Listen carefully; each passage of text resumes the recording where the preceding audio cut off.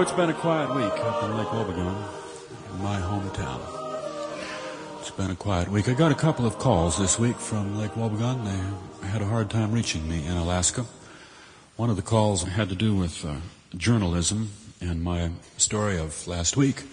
I got a call from Harold Starr, the editor of the newspaper, the Lake Wobegon Herald Star, who told me that I was inaccurate on at least 15 different details that people in town could remember, and he said if I was going to tell a story about people from Lake Wobegon coming to Alaska, that I ought to make it a little bit more accurate than last week's was. So I thought that I would tell you a little bit today about Mildred Winblad and her trip to Alaska, which was back in 1939.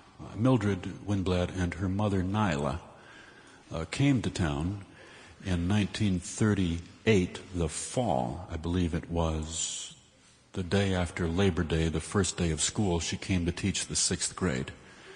And she left for Alaska on the 3rd of May, 1939. And I believe never went back to Lake Wobegon.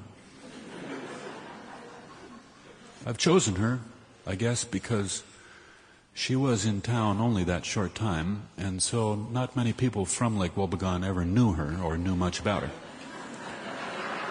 Which is a better situation for a storyteller, not to have to worry too much about all these little details and getting everything exactly right for a lot of picky people back home.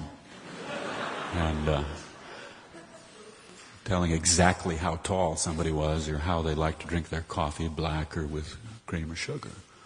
She was tall, however, with long black hair that was tied back tight in a bun in back.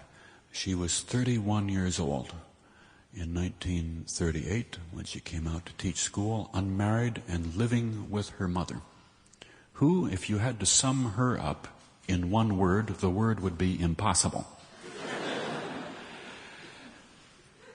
A lot of my information about Mildred and her mother Nyla comes from my Aunt Betty, who says that Nyla...